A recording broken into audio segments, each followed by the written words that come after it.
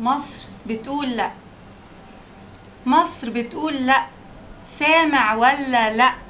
لا للإخوان، لأي خسيس وجبان متحمي بالأمريكان. سنة عدت وخلاص، شفناش فيها قصاص. نص الناس اتلمت، انتخبوك وخانونا. قالوا ساعتها مفيش غير إخوان وفلول.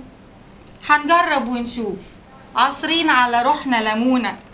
قبل السنة ما تعدي لقيت الناس بتقول الإرشاد بهدلنا، طلع عين اللي جابونا. وبدأوا بالوزارات يقولوله نجيب علان.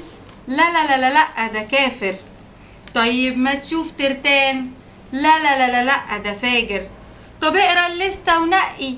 يرد يقول وانا مالي. لازم اللي ينقي يكون في شغله بديع او شاطر، وهي دي اخرتها يا شاطر. الشعب طالع لك يوم 30، الشعب طالع لك يوم 30 يهتف ويقول لك لا. اخوان تاني لا. شوهتوا صورة الدين وصورة المصريين، قسمتوا مصر الواحدة اخوان او مسيحيين. وده غير الكفار، وطبعا احنا الكفار علشان مش مطاطيين. روح قول لعشيرتك يلا احرقوا كل الكفار. ولو احنا صحيح كفار فانتوا يا سادة منافقين، لكن احنا مصريين. مصريين جدعان، مصريين جدعان. وعمره ما عاش ولا كان اللي يقول خرفان.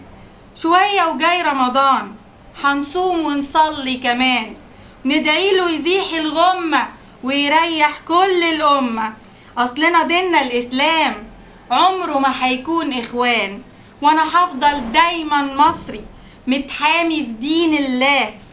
كل ما الناس تتضايق يقولولك دي الشرعية، على كرسيك ما انتش لايق. بص احترموا الصندوق. مش هتقوم غير لما تدوق، هتدوق الويل والذل انت واهلك وعشيرتك. هتفوقوا على صدمة عمر.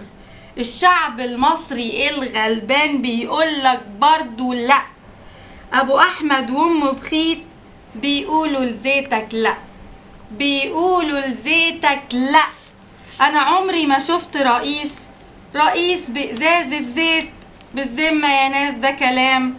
والله يا مصر حرام. اخرجي يلا وصممي والاخر العمر اهتفي. يا اخوان العصر رجعوا لنا مصر. يا اخوان العصر رجعوا لنا مصر. وانا جاي معاكي يا امي، وكلي امل في النصر، كلي امل في النصر. وهعلي صوتي واقوله مصر بتقول لا. سامع ولا لا؟ سامع ولا لا؟ سامع ولا لا؟ مصرية من زمان، مش خايفة من الإخوان.